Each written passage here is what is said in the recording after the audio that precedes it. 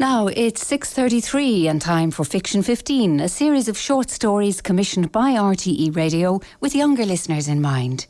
This week's story, Stagecoach, is the second of a three-part collection entitled The Adventures of the Downtown Dirty Faces. It's written by Cónal Creedon and read by Martina Carroll. Whenever me and Ted get together, it's like we always talk about the old days growing up in McSweeney Street. And last week was no different. There we were, talking about Granda Buckley, the oldest man on the street, confined to a wheelchair, a local hero. That's right, I said. Imagine that. Losing his legs at the age of 17 in the trenches at the Battle of the Somme, fighting for England. You didn't swallow that one, did you? Said Ted. Ah? About Granda Buckley losing his legs in the trenches. Sure, Granda Buckley had children and grandchildren, he said. You don't need legs to have children. But sure, what about all the years he walked down in Fords? I suppose you have a point, says I. But I mean, like, he was getting a pension from the army, the whole street knew about that. And there was no denying, but he had no legs. And what about all the stories? Stories. Ted looked at me. Yeah, stories. You know, like the time he bombed Dresden and the sinking of the Scapa Flow. Not to mind the day he was carrying the dying drummer boy through the death-gored blood and barbed wire in no man's land, only to have a big Nazi shell take his legs clean away from under him. As I sat there spewing out the stories, the truth gradually dawned. Not only was it highly unlikely that any one soldier would find himself fighting in the infantry, the navy and the air force on 3 different fronts at the same time, but the memory spanned the 2 world wars, not to mind the odds against Granda Buckley fighting in the Second World War if he had lost his legs in the First World War at the delicate age of 17. I just couldn't believe it. Me only childhood hero, he lived on our street, just 5 doors down from our house, was being held up to the light and I could see right through him.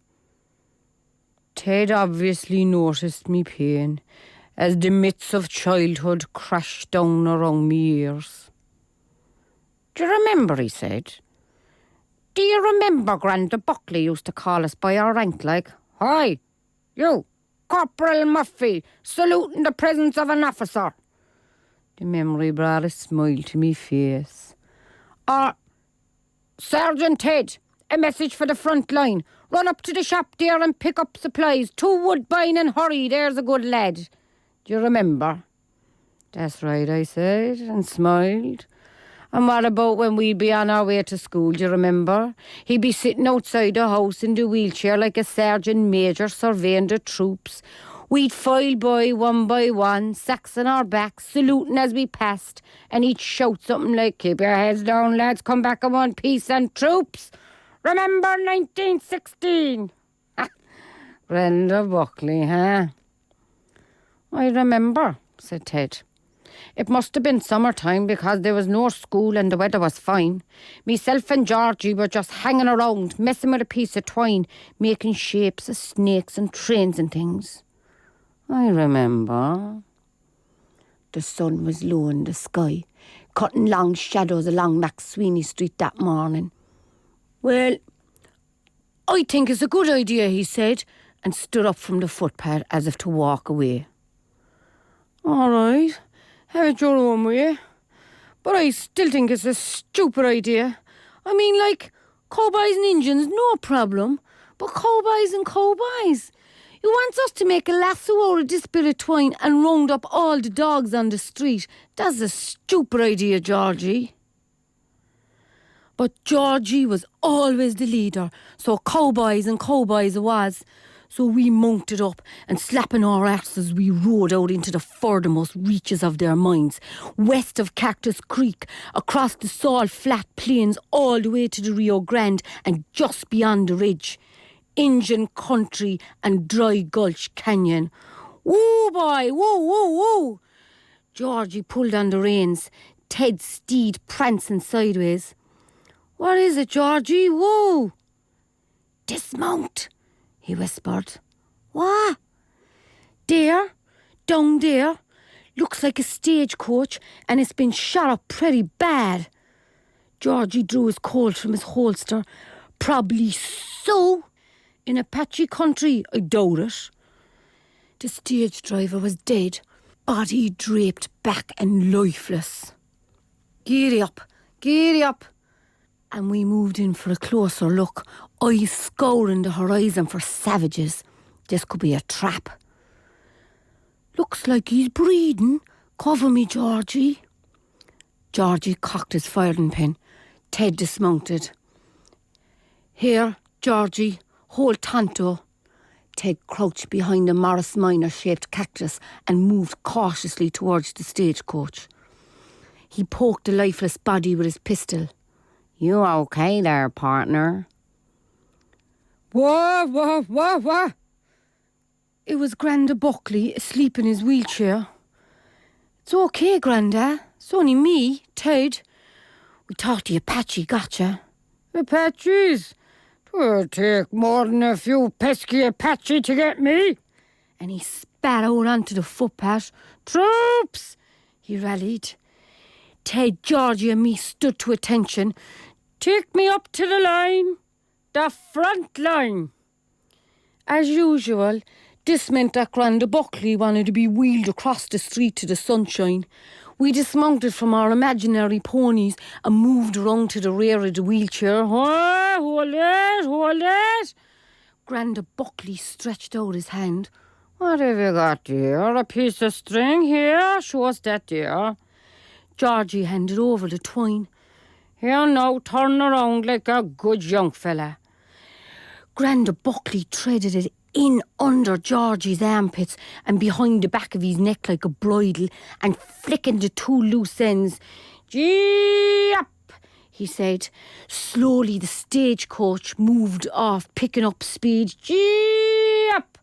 Granda Buckley tugged the reins. Gee up.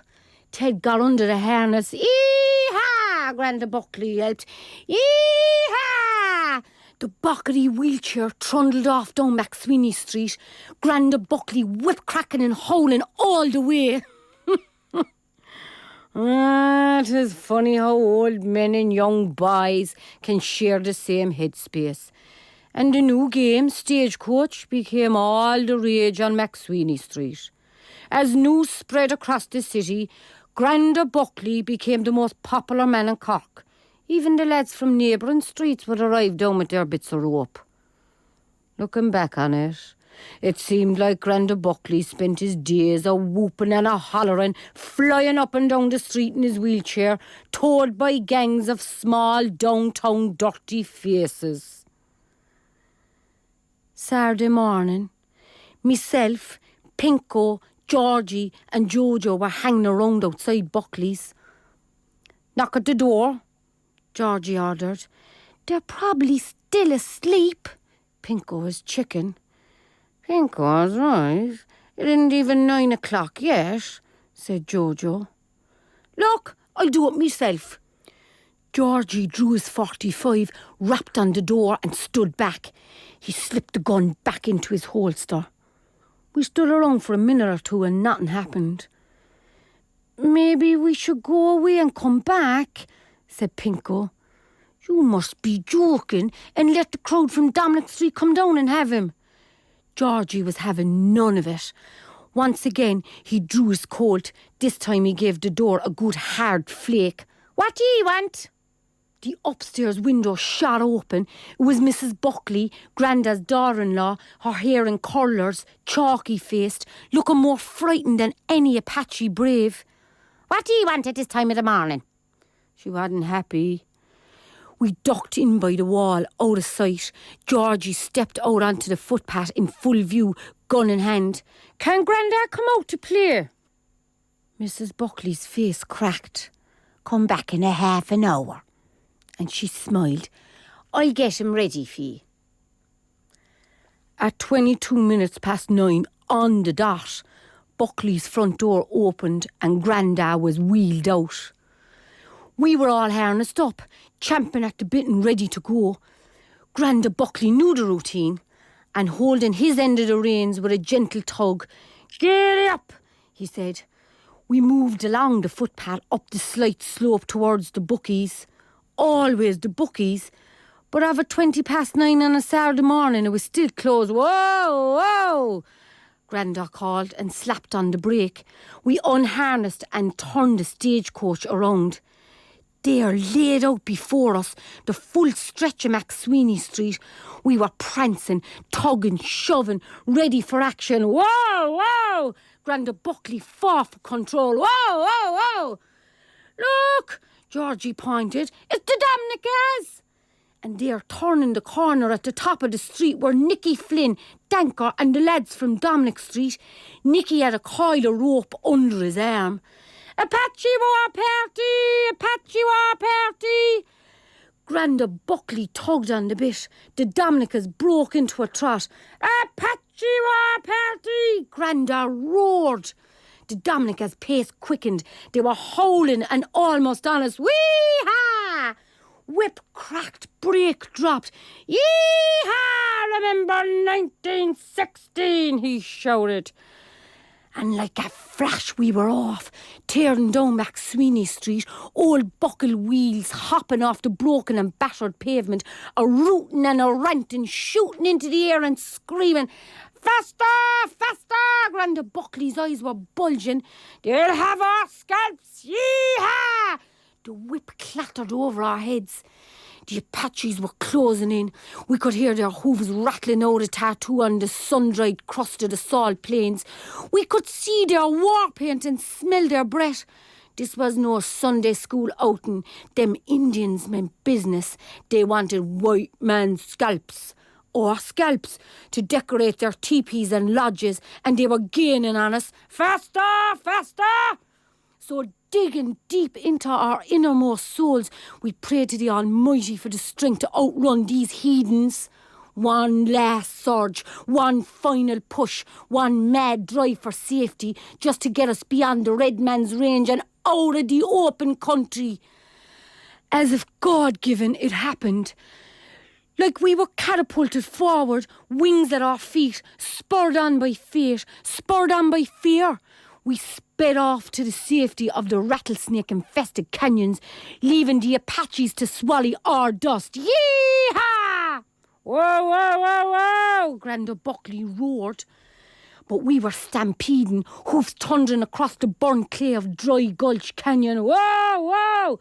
Granda Buckley screamed, but our Mustangs were out of control and bolting. "Hold it, lads, hold it!" Georgie tugged on the reins. "Hold it, lads!" "Stop, will ye stop? Granda's out of his chair, hold on." That's when I first noticed Granda Buckley's wheelchair upturned on the street. I must have slipped off the curb in the chaos to get away from the Dominicas, and they're being dragged along the footpath behind us. Granda Buckley looked shook, like an upturned beetle, wriggling on the ground, still clutching his ends of the string. By the time we got back to help him into his chair, the Dominicas had vanished, and Mrs. Buckley was out in the street. "What kind of idiots are ye? What kind of idiots are ye?" That's all she said. Well, that was it. That was the last game of Stagecoach on McSweeney Street. Stagecoach was read by Martina Carroll. The story was written by Cónal Creedon. Fiction 15 is produced in Cork by Aidan Stanley.